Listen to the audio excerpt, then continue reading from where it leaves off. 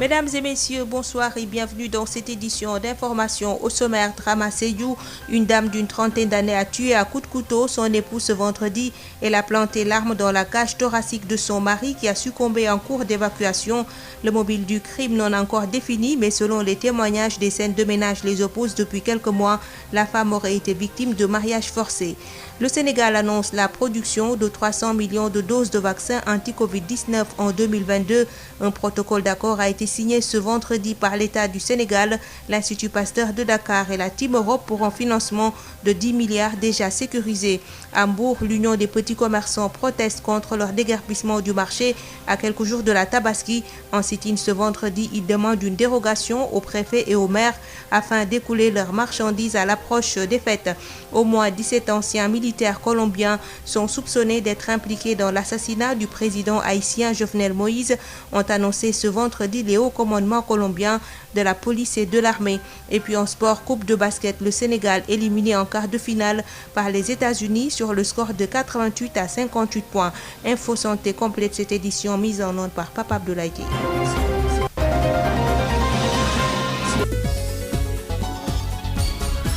Marie-Rose Ndiaye. D'abord, ce communiqué de la DIRPA, 4 militaires sénégalais ont été blessés dans l'accident de leur véhicule survenu ce vendredi au Mali suite à l'explosion d'un engin explosif improvisé. Selon le communiqué de la Direction de l'information et des relations publiques des armées DIRPA, ce vendredi, la troupe revenait d'une mission ce 9 juillet. Le bilan de l'accident s'élève à 4 militaires blessés, dont 3 fracturés, précise le texte selon lequel les 4 blessés ont été évacués par hélicoptère sur Sébaré à l'hôpital de niveau 1 du DETSEN 10. Le DETSEN 10 désignant le 10e détachement sénégalais de la mission multidimensionnelle intégrée des Nations Unies pour la stabilisation au Mali, MINUSMA, compte 850 militaires. Il a été déployé au Mali entre décembre 2020 et février 2021 pour une durée de 12 mois, rappelle la DIRPA. Une scène de ménage qui tourne au drame à Bunkiling. Une dame de plus de 30 ans a tué à coups de couteau son époux ce vendredi à la mi-journée. Elle a planté l'arme dans la cage thoracique de son mari qui a succombé à ses blessures au cours de son évacuation vers le centre de santé. La meurtrière s'est rendue elle-même à la brigade de gendarmerie de Bunkiling. Les détails avec Moussa Tramé. C'est à son retour des champs ce vendredi peu avant 13h que le sieur Lansana Sagna, âgé de 49 ans, a eu des disputes avec son épouse Dieneba, âgée d'une trentaine d'années, à leur domicile de Grand Dakar, un quartier de la commune de Bunkiling, chef-lieu de département du même nom, dans le nord de la région de Sédhiou. La dame qui s'était munie d'un couteau n'a trouvé mieux que de planter l'arme blanche dans la cage thoracique de son époux. Celui-ci s'est écroulé au sol, gisant dans le sang qu'il a beaucoup perdu. Il a succombé à ses blessures avant même l'arrivée au centre de santé de Bunkiling à bord d'une ambulance. Pour l'heure, aucune explication claire n'est encore disponible sur les véritables mobiles du crime, mais plusieurs témoignages s'accordent sur des conflits et autres formes de scènes de ménage qui les opposent très souvent et depuis plus d'1 an. L'homme est cultivateur photographe de profession, originaire de Kandiomangana, plus au nord dans la zone du Foni, et la femme originaire de Serakundanding en Gambie. Le couple s'était marié en septembre 2019 et de cette union est née une fille âgée de moins d'1 an selon nos informations. D'autres témoignages sous le couvert de l'anonymat révèlent que la femme n'était pas consentante au départ pour ce mariage qu'elle avait fini par consommer sous la pression des proches. Après son acte délictueux, Dieneba Sané s'était elle-même rendue à la brigade de gendarmerie de Bunkiling. Le corps sans vie de son époux est déposé à la morgue du centre de santé de Bunkiling et l'enquête suit son cours. Moussa Dramé Sédhiou, Sud FM. Sud FM vous transporte partout dans le Sénégal. Sit-in des marchands ambulants de Mbour pour protester contre leur déguerpissement à l'approche des fêtes de Tabaski. Ces vendeurs réunis au sein d'un collectif demandent une dérogation afin de leur permettre d'écouler leurs marchandises à quelques encablures de la célébration de l'Aïd el-Kabir. Les marchands indexent le préfet et le maire et invitent le président de la République à régler la situation. Voici Abdounian, porte-parole de l'Union des petits commerçants de Mbour avec Moustapha Sall. L'Union des petits commerçants de Mbour, notre problème est que, comme vous le savez et vous le constatez, à ce moment-ci, il n'est pas le moment de déguerpir le marché. On a l'information que les chefs qui ont dirigé cette ville veulent déguerpir le marché à ce moment-ci. Ce n'est pas normal parce que beaucoup d'entre nous sommes des marchands ambulants, ou bien des petits commerçants qui gagnent leur gagne-pain ici. À ce moment-ci, beaucoup d'entre eux ont pris l'argent des banquiers et d'autres. Et ils ont investi dans ce marché-là. S'ils déguerpir le marché, nous sommes tous perdre beaucoup d'argent. Et nous sommes des Sénégalais. Nous ne sommes pas des voleurs, nous ne sommes pas des violeurs. nous ne sommes pas des agresseurs. Nous sommes là uniquement pour travailler. Et on n'attend rien de qui que ce soit. Nous allons toujours sur le chemin, sur le bon chemin, c'est de travailler, rien que de travailler. Donc, il faut qu'il nous laisse de le faire. Après le tabaski, s'il veut déguerpir le marché, on vous accompagne pour qu'ils fassent leur travail sans problème. Mais à ce moment-ci, il n'est pas le moment de déguerpir le marché. C'est ça le message qu'on voulait envoyer. On lance un appel solennel son Excellence M. Macky Sall et le ministre de l'Intérieur. Aussi le sous-préfet de Mbour, le maire et toutes les bonnes volontés qui peuvent apporter des solutions à cette affaire. Parce que ce n'est pas du tout normal que des citoyens qui veulent travailler, on l'empêche de travailler. Nous sommes des Sénégalais et nous restons toujours des Sénégalais. On n'opte pas d'être le clandestin et ni pour faire d'autres choses que de travailler. Laissons-nous travailler. Juste vous savez qu'une personne ne peut empêcher un autre de travailler. Pourquoi il demande votre déguerpissement? Ce ne sais pas parce qu'il pense que ce sont les marchands ambulants qui l'empêchent de faire leur beau travail. Suite à l'agression dont les agents de l'Aquatec ont été victimes au niveau de Baba Garage, le chargé de la communication de l'Aquatec annonce une plainte contre les auteurs de cette agression. Pape Baïdiop a saisi cette occasion pour se prononcer sur la situation du forage de Bambey Serer. Ces propos sont ici recueillis par Adam Ndiaye. L'État du Sénégal nous a donné entre autres forages, celui de Bambey Serer, pour gestion et nous devons rendre compte à l'État du Sénégal. Il y a eu des gens qui illégalement se sont accaparés le forage et ont géré comme ils ont voulu, jusqu'à arriver à une situation de pénurie qui est celle-là aujourd'hui que nous connaissons. Après avoir alerté les autorités, nous avons décidé, accompagné d'un huissier, d'aller au forage de Bambey Serer pour accéder et diagnostiquer et voir quel est le problème, pourquoi il n'y a pas d'eau. C'est ce que nous avons fait en compagnie d'un huissier. Nous avons cassé les cadenas et les chaînes qui avaient été illégalement mises sur le forage et nous avons décidé avec l'huissier de faire le diagnostic du forage pour savoir pourquoi les populations ne peuvent pas avoir d'eau. Le jour où Aquatec aura la gestion du forage, mais en ce moment-là, on pourra se plaindre s'il n'y a pas d'eau. Pour l'instant, ce n'est pas le cas. C'est aujourd'hui que nous avons mis les pieds à Bambey Serer, donc nous sommes en train de diagnostiquer pour voir quel est le problème. Pour ce qui est de Baba Garage, nos agents ont été agressés physiquement aujourd'hui à Baba Garage par les membres du collectif et nos véhicules ont été saccagés. Je rappelle que depuis le 20 juin, le forage de Baba Garage a été envahi par un collectif illégal qui a mis en place une gestion parallèle en violation du contrat d'affermage. Toutes les autorités sont au courant de cette situation-là. Une plainte a été introduite en ce moment au niveau du procureur de Diourbel. C'était une plainte en date du 22 juin. Aujourd'hui, en compagnie toujours de l'huissier, nos équipes se sont rendues au forage de Baba Garage et sur les lieux, il y a eu une altercation avec les membres du collectif et les équipes d'Aquatec ont été agressées physiquement et les véhicules ont été saccagés. La gendarmerie a eu à intervenir. Nous portons plainte pour toute agression. Il y a des gens aujourd'hui qui ont pris les forages en otage pour leur intérêt personnel. Et il n'est pas question que nous, Aquatec, qui avons la délégation de service public, que nous reculons devant ces gens-là. L'usine de Keur Momar-Sarr 3 sera inaugurée demain samedi par le président de la République d'un coût de 284 milliards de francs CFA. KMS 3 va permettre d'améliorer la qualité de service et l'alimentation en eau potable de près de 4 millions de Sénégalais. Lamine Gueye-Saman. La troisième usine de traitement d'eau installée dans la commune de Keur Momar-Sarr sera inaugurée ce samedi par le président de la République. D'un coût de 284 milliards de nos francs, l'usine a pour mission d'améliorer et de sécuriser l'alimentation en eau potable de près de 4 millions de Sénégalais, dont 1 million gratuitement. Charles Fall, le directeur général de la SONES. L'objectif, améliorer et sécuriser l'alimentation en eau potable des populations des régions de Louga, de toutes les localités traversées par la conduite d'eau potable du lac de Guerre numéro 3, Keur Momar-Sarr et les autres localités, mais aussi des populations de Géoul, de Kébémer, Tivaouane, de Thiès, la Petite Côte, surtout de Dakar et ses agglomérations. Il y a 85 000 branchements sociaux. C'est l'accès subventionné de façon gratuite à l'eau par l'État du Sénégal grâce à l'appui de ses partenaires.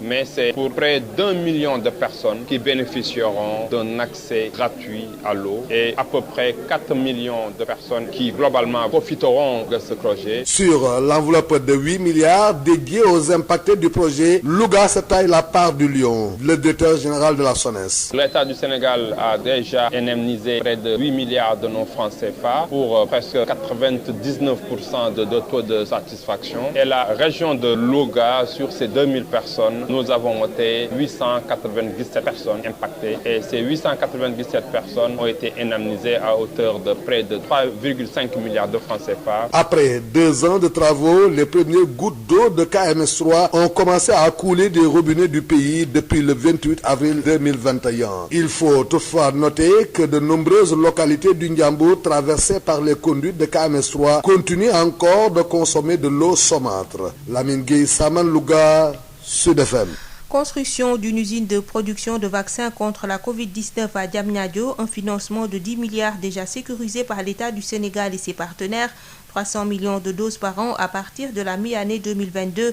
C'est l'objectif fixé au laboratoire de l'Institut Pasteur de Dakar qui va piloter ce projet. Amadou Moustapha Dia. L'Afrique importe actuellement 99% des vaccins alors qu'il est essentiel d'accroître la production locale de vaccins contre la Covid-19 dans un contexte de troisième vague. Ceci explique la signature de l'accord entre la Team Europe, l'Institut Pasteur et l'État du Sénégal pour l'implantation d'une usine de fabrication de vaccins à Diamniadio. Alpha Sall de l'Institut Pasteur de préciser le type de ces vaccins à fabriquer. Nous avons fait le choix de certains vaccins qui se portent le mieux, qui sont des vaccins qu'on appelle des vecteurs viraux. Mais on sait aujourd'hui que les vaccins à ARN sont aussi efficaces. C'est pour ça qu'on ne sait pas fermer les opportunités. Donc on va pouvoir faire du vaccin en priorité vecteur viral et on pourra faire aussi de l'ARN messager. La production de vaccins est prévue d'ici le deuxième bimestre 2022 avec une capacité annuelle de 300 millions de doses. Déjà, pour la première phase, une somme de 10 milliards a été réunie par les différents bailleurs de fonds et autres partenaires de l'État du Sénégal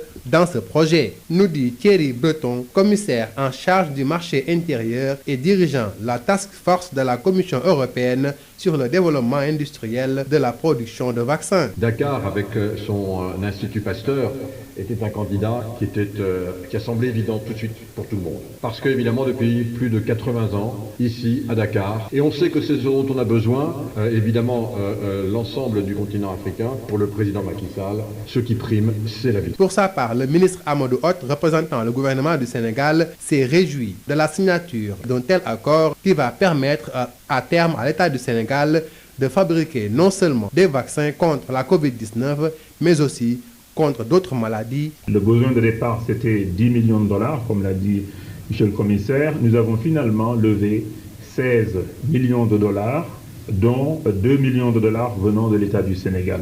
Il a ensuite engagé l'Institut Pasteur, représenté par son directeur Alpha Sall, à user du mode fast-track pour être au rendez-vous de la livraison des premières doses du vaccin Made in Sénégal. Amadou Moustapha Dieng, en marge de la signature de cet accord entre le gouvernement du Sénégal et ses partenaires, le ministre de l'économie et du plan Amadou Hott s'est prononcé sur la rupture de stock de vaccins que traverse le Sénégal. Le ministre a annoncé la réception de 300 000 doses prochainement et l'arrivée de 5,3 millions de doses de Johnson & Johnson dans le cadre du partenariat Africa-Vax. On l'écoute avec Amadou Moustapha Dieng. C'est vrai qu'on est un peu short côté vaccin, mais il y a des doses qui seront là dans les quelques semaines, 300 000 doses qui vont arriver prochainement. La France vient d'offrir 186 000 doses d'AstraZeneca également. Les États-Unis aussi viennent d'offrir à peu près 160 000, voilà. 160 000 venant des États-Unis. Mais l'autre point également, c'est qu'au-delà de l'initiative COVAX, nous avons aussi l'initiative AVAX de l'Union africaine. Dans le cadre de cette initiative, le Sénégal a déjà commandé 5,3 millions de doses Johnson & Johnson. Nous avons déjà fait le paiement pour les 15%. Les 85% seront payés au fur et à mesure qu'on aura les livraisons de ces vaccins. Et la première livraison, c'est à partir du mois d'août qu'on aura 200 000 doses de Johnson & Johnson. Et d'ici l'année prochaine, les 5,1 millions de doses qui vont rester. Donc il y a un rush aujourd'hui, c'est vrai, sur les vaccins, parce qu'on voit aussi l'augmentation un peu exponentielle quand même du nombre de cas. C'est pourquoi nous demandons aux populations et à tout le monde de continuer à respecter les gestes barrières, de retourner à la normale de l'époque, c'est-à-dire au mois de mars-avril, quand les choses étaient dures, tout le monde était quand même sur le qui-vive. Et les gens respectaient vraiment les gestes barrières, etc. Et nous demandons à ce que tout le monde redouble d'efforts pour que les gestes barrières soient respectés, mais surtout que les gens aillent se vacciner. Aujourd'hui, on est à peu près 550 000 personnes à peu près vaccinées qui ont eu les 2 doses, et nous avons à peu près 800 000, 900 000 qui ont au moins eu la première dose. Mais il faut aller beaucoup plus loin, et nous demandons aux populations et aux médias surtout de nous aider pour que tout le monde vraiment respecte les gestes barrières et surtout aille se vacciner dans les endroits les plus reculés du pays, partout dans le pays, surtout aussi au niveau de l'agglomération de Dakar quand même, où on a beaucoup de cas, et surtout durant les derniers jours. Merci. C'était donc le ministre de l'économie et du plan, Amadou Hott, qui annonce la réception de 300 000 doses prochainement des doses de vaccins et l'arrivée de 5,3 millions de doses de Johnson & Johnson. Le comité régional de gestion des épidémies a lancé les 72 heures de Dakar sur la Covid-19, occasion saisie par le gouverneur de Dakar pour insister sur le respect des gestes barrières et la vaccination. Abdoulaye Diop. Avec plus de 1000 cas en 3 jours, dont plus de 50% dans la région de Dakar, il est urgent de mener une riposte communautaire afin d'éviter une 3e vague plus virulente, selon le gouverneur de Dakar qui a lancé les 72 heures de Dakar sur le Covid-19 à la Sall. D'aller vers les populations, au niveau des quartiers, visiter les marchés, aller à la rencontre des acteurs au niveau des points de vente de moutons pour porter la bonne parole. Nous avons constaté la levée pratiquement de les restrictions. Nous avons constaté la ferveur habituelle en direction de la fête de tabac. Je voudrais donc dans ce contexte insister pour le retour des gestes barrières. Le respect des gestes barrières doit être combiné avec la vaccination, mais cette vaccination est ralentie par une indisponibilité de vaccins, le gouverneur rassure. Le vaccin est disponible et là où nous avons noté une tension sur la disponibilité du vaccin, je voudrais rassurer les acteurs parce que le ministre de la Santé et de l'Action sociale a d'ores et déjà pris toutes les dispositions sur instruction de M. le Président pour acquérir de nouvelles doses afin que les Sénégalais se fassent vacciner. Les acteurs communautaires, les autorités municipales et sanitaires sont appelés à descendre sur le terrain pour barrer la route au coronavirus, notamment la 3e vague. Les opérations de saupoudrage ont été également lancées par le service d'hygiène. Cette cérémonie a été aussi l'occasion pour le service d'hygiène national de lancer sa campagne pré-hivernale de saupoudrage. Dans ce contexte de résurgence de la pandémie à coronavirus, le service national d'hygiène, les opérations de désinfection et de nettoyage seront reprises. Écoutons le colonel Maodo Malik Diop, chef du service d'hygiène national au micro d'Abdoulaye Diop. Comme à l'accoutumée, chaque année donc, nous procédons à la campagne hivernale, n'est-ce pas, de gestion des inondations et de lutte aussi contre les maladies, n'est-ce pas, liées à l'hivernage. Comme vous le savez, pendant l'hivernage, il y a une prolifération, n'est-ce pas, des vecteurs, n'est-ce pas, de maladies, tels que le paludisme, le dengue, les maladies diarrhées. Donc, ce qui a fait que donc, nous avons voulu lancer, n'est-ce pas, cette campagne-là. Ça coïncide avec une recrudescence, n'est-ce pas, des cas de Covid. Et durant cette campagne-là, effectivement, nous allons faire des opérations techniques de saupoudrage. Ça, c'est pour vraiment réduire la longévité et la densité, n'est-ce pas, des vecteurs. Le couplet, n'est-ce pas, avec des délarvations. Donc nous allons délarver, n'est-ce pas, tout ce qui est bassin de rétention. Nous allons faire la délarvation au niveau des canaux, n'est-ce pas, à ciel ouvert, n'est-ce pas, tout ce qui est flaque d'eau. Nous allons aussi rentrer, n'est-ce pas, dans les espaces recevant du public, n'est-ce pas, pour la désinfection, parce que comme vous l'avez vu tout à l'heure, donc vraiment avec l'augmentation des cas de Covid, donc on va vraiment coupler ces activités-là de désinfection et de désinfection. Donc vraiment c'est ce que nous avons prévu, n'est-ce pas, avec cette campagne. Sud FM vous transporte partout au Sénégal et dans le monde. Sud International. Le Sénégal partage son expérience en matière de valorisation de l'information destinée au monde paysan. C'est dans le cadre d'un forum sur le rôle et les priorités de la radio rurale qui s'est achevé ce vendredi à Wario, dans le nord du Burkina. Le forum recommande l'acquisition d'un quart de retransmission au profit de la radio rurale de Burkina. La correspondance de Mathieu Somda. La radio rurale du Burkina, créée en 1969, a fonctionné en dents de scie. Cet organe d'information, de communication et de promotion du monde rural qui partage le matériel et les espaces de Radio Burkina doit tendre vers son autonomie. Et à ce forum, sur le rôle et les priorités de la radio rurale, un consensus se dégage pour l'acquisition d'un quart de retransmission au profit de la radio au service du paysan. C'est un projet prioritaire, indique le secrétaire général du ministère en charge de la communication, Rabanki Zida. Et ce cadre-là aura l'avantage de permettre à la radio rurale d'aller sur le terrain, aller rencontrer les paysans en situation de travail et même pouvoir faire du direct avec ces personnes-là.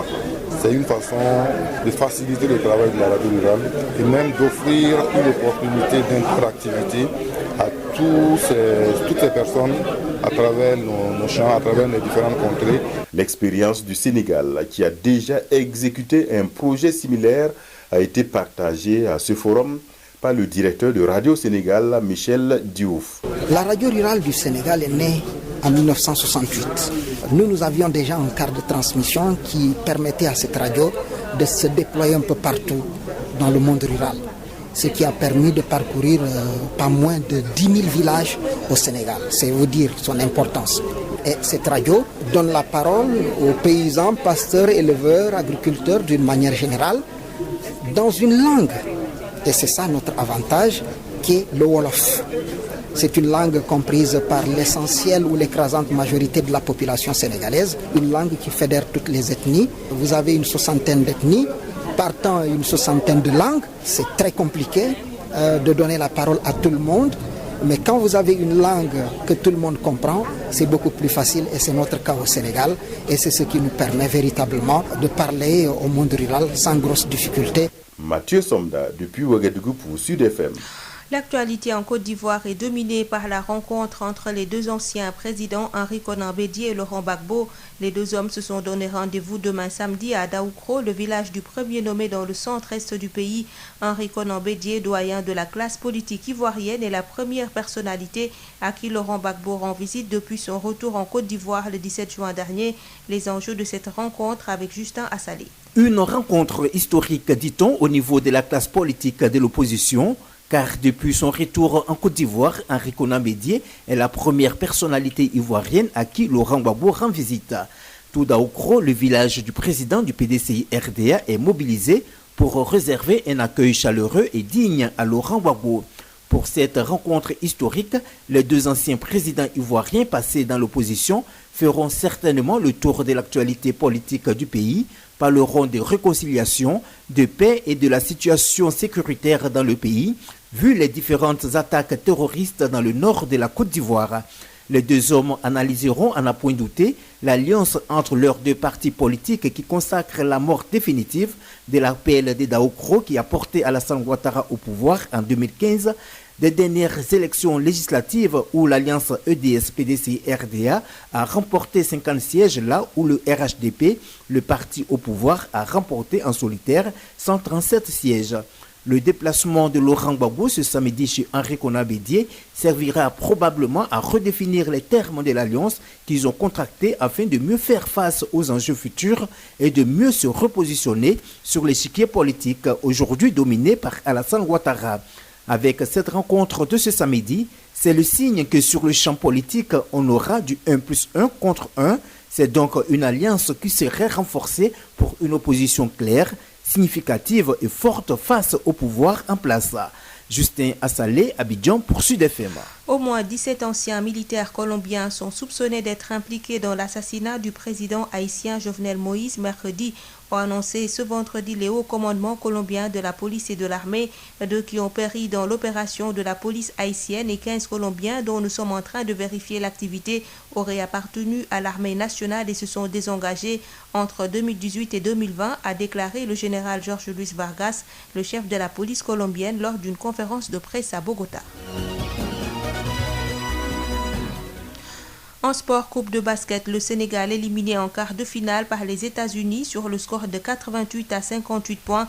Le Sénégal occupe la 5e place du tournoi. Voici la réaction de l'entraîneur de l'équipe nationale U19 sur l'élimination de son équipe, parfait adjuvant au micro d'Odile Minkilan. Tout d'abord, je rends grâce à Dieu. Je félicite l'équipe adverse, l'équipe américaine qui a fait un très bon match. Je félicite quand même mes joueurs qui ont fait un bon match dans l'ensemble. Maintenant, là où ça n'a pas marché, vous savez, c'est un match de basket. Si tu donnes tes possessions à l'adversaire, on se permet de faire 28 pertes de balles. Ça ne pardonne pas. On n'a jamais fait ce nombre de pertes de balles durant tout le tournoi. Ce n'était pas l'équipe qui avait fait une défense agressive. Moi, je pense qu'on a perdu que 2 pertes de balles sur défense agressive quand ils avaient fait leur pressing. Après, on a ajusté. Maintenant, quand vous faites des pertes de balles où l'adversaire met 42 points, vous avez vu la différence. Ils viennent sur seconde chance, ils prennent 12 points. Cette fois-ci, on a plus ou moins bien géré notre raquette parce qu'on n'a pas perdu trop de rebonds. Maintenant, c'est ça le haut niveau. Vous faites des erreurs, ça se paye cash. Là où on a eu des difficultés, c'est surtout par rapport aux meneurs quand même. Les meneurs n'ont pas été bons aujourd'hui. D'habitude, ils étaient bons, ils organisaient, mais aujourd'hui, ils n'étaient pas bons. Ils ont fait trop de pertes de balles, de mauvais choix. Ils étaient à poser le jeu. C'est à ce niveau-là où on a pêché quand même. Le bilan, moi, je pense qu'il nous reste 2 matchs quand même. Il faut continuer, il faut aller jusqu'au bout. Après, on aura le temps à tête reposée avec les assistants, avec le DTN, tout ça, le DT technique. Après, on va faire un bilan quand même. Mais quand même, tout on se concentre par rapport aux 2 matchs qui nous restent. 28 ASC répartis dans 7 poules vont disputer la 34e édition des phases nationales sportives et culturelles de l'ONCAV à Thiès, Mbour et Tivaouane du 21 août au 4 septembre 2021.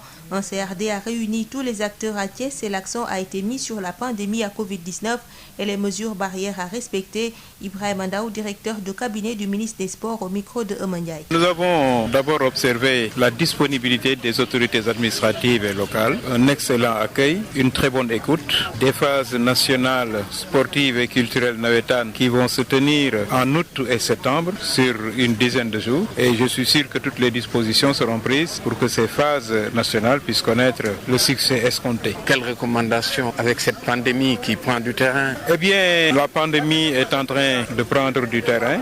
Mais je suis sûr qu'en temps opportun, les dispositions seront prises pour le respect strict des mesures barrières, puisque autant nous devons faire du sport, autant nous devons organiser ces phases nationales, autant nous devons préserver la vie des populations.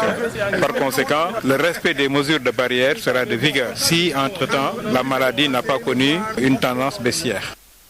Assemblée générale de la Fédération sénégalaise de football du 7 août, les clubs de Ziguinchor vont soutenir le président sortant, Maître Augustin Senghor.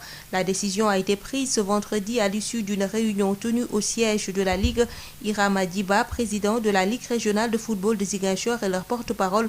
On l'écoute avec Ben Michel Kanfoudi. Après plusieurs journées d'analyse et de réflexion en direction des élections du 7 août, nous avons convenu tous pour dire que aujourd'hui, le seul candidat qui puisse en tout cas continuer à conduire le football sénégalais se trouve être Maître Augustin Senghor, qui a fini de hisser le football du Sénégal au sommet. C'est ainsi que vraiment, en tout cas, le choix en tout cas de tous les clubs de la région de Ziguinchor que j'ai l'honneur de présider. Mais en plus de cela, il y a d'autres candidats tels que le candidat de la LFA, M. Abdoulaye Sow, que nous allons soutenir aussi à 100% afin qu'il puisse continuer le travail qu'il est en train d'abattre au niveau, n'est-ce pas, de cette ligue amateur. Malan Diédiou, lui aussi, étant candidat pour, en tout cas, le poste de président de la commission centrale des arbitres, nous le soutenons vivement. Est-ce que vous avez eu à échanger avec les autres candidats avant de faire votre choix? Bon, les autres candidats, pas du tout, d'autant plus que nous avons reçu des courriers hier seulement, mais il s'était trouvé qu'on avait déjà porté notre choix sur le candidat Maître Augustin Senghor. Et c'est pourquoi donc pour nous il n'est plus nécessaire de recevoir quiconque pour ne serait-ce que discuter pour écouter un quelconque programme. Le comité Sargal Laye Diaw, en coopération avec la mairie de Sicap Liberté, a tenu une grande cérémonie dédiée à El Hadj Abdoulaye Diaw. La rue Liberté 289 porte désormais le nom d'El Hadj Abdoulaye Diaw, qui a solennellement été célébré, un événement très historique dans le monde sportif sénégalais. Soukaina Gaye. Ce vendredi 9 juillet 2021 marque une date très historique pour le monde sportif. La rue Liberté 289 porte désormais le nom de Abdoulaye Diaw, un grand homme qui a largement contribué au sport sénégalais.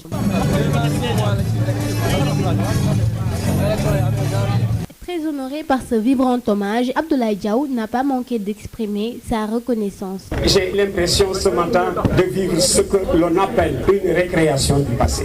Je suis ému d'avoir autour de moi mes amis, C'est ça le sport. C'est vraiment une très très grande famille.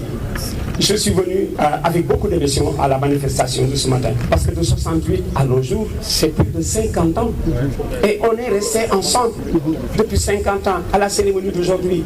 Si vous cherchez quelqu'un de fidèle, allez prendre un sport. Ils sont d'une fidélité à vaincre tout obstacle. Si ma vie était à refaire, j'aurais fait la même chose. Ancien international sénégalais, M. Roger Mendy n'a pas manqué d'exprimer sa gratitude envers Abdoulaye Diaw. C'est un monsieur qui a marqué le football sénégalais, même en dehors du terrain. Il a marqué le football. Parce que Laye Diaw, quand il a parlé, c'est pas Laye Diaw, c'est toute la presse sénégalaise qui a parlé.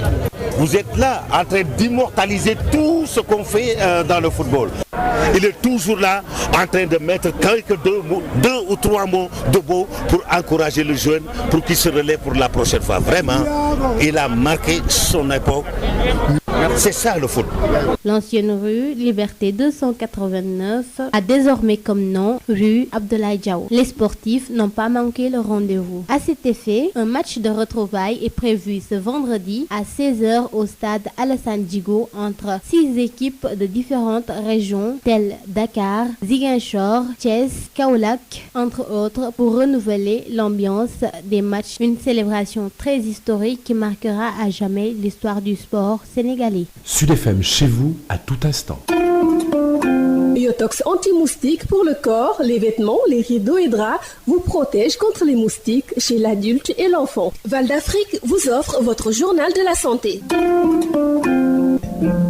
Bonjour à tous et bienvenue. Un camion chirurgie mobile pour des consultations à l'hôpital régional de Ziguinchor. 71 malades seront opérés au cours de cette campagne de chirurgie de proximité initiée par la promotion sortante de médecine de l'université Assane Seck de Ziguinchor. Docteur commandant Youssouf Tine, médecin-chef de région de Ziguinchor, réagit au micro de Ignace Ndeye. En collaboration avec le ministère de la Santé et de l'Action sociale qui a bien voulu appuyer cette importante activité en envoyant aujourd'hui en tout cas ce camion de chirurgie mobile.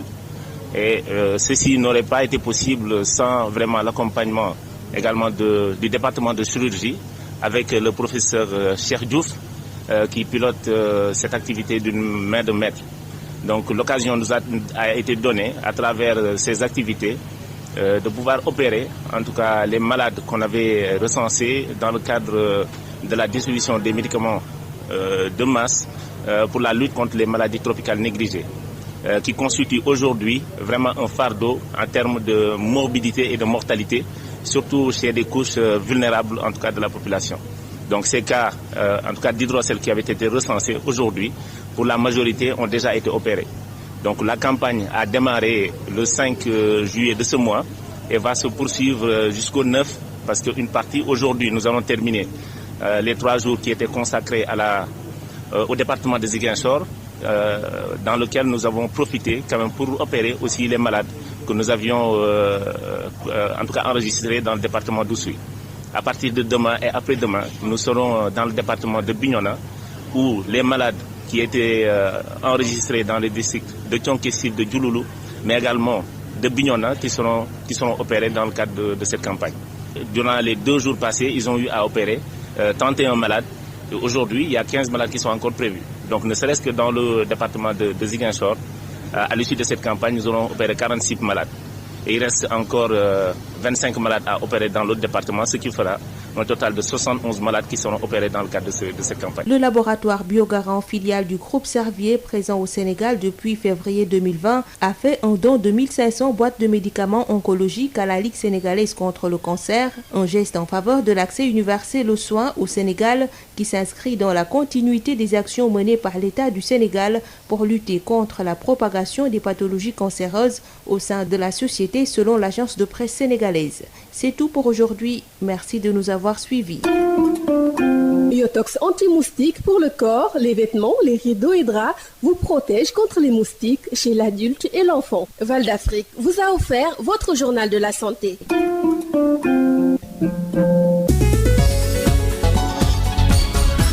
Marie-Rosalie Ndiaye. Mesdames et messieurs, c'est la fin de cette édition. Je vous rappelle les titres. Drama Sédhiou, une dame d'une trentaine d'années a tué à coups de couteau son époux ce vendredi. Elle a planté l'arme dans la cage thoracique de son mari qui a succombé en cours d'évacuation. Le mobile du crime non encore identifié, mais selon les témoignages, des scènes de ménage les opposent depuis quelques mois. La femme aurait été victime de mariage forcé. Le Sénégal annonce la production de 300 millions de doses de vaccins anti-Covid-19 en 2022. Un protocole d'accord a été signé ce vendredi par l'État du Sénégal, l'Institut Pasteur de Dakar et la Team Europe pour un financement de 10 milliards déjà sécurisé. À Mbour, l'Union des petits commerçants proteste contre leur déguerpissement du marché à quelques jours de la Tabaski. En sit-in ce vendredi, ils demandent une dérogation due au préfet et au maire afin d'écouler leurs marchandises à l'approche des fêtes. Au moins 17 anciens militaires colombiens sont soupçonnés d'être impliqués dans l'assassinat du président haïtien Jovenel Moïse, ont annoncé ce vendredi les hauts commandements colombiens de la police et de l'armée. Le journal de la santé a complété cette édition mise en onde par Papa Abdoulaye Dieye. Merci de nous avoir suivis. Dans quelques instants, la chronique Sud Éducation suivie de votre émission religieuse Almine Bar en compagnie de Imam Sek et Oustaz Alioune Baye.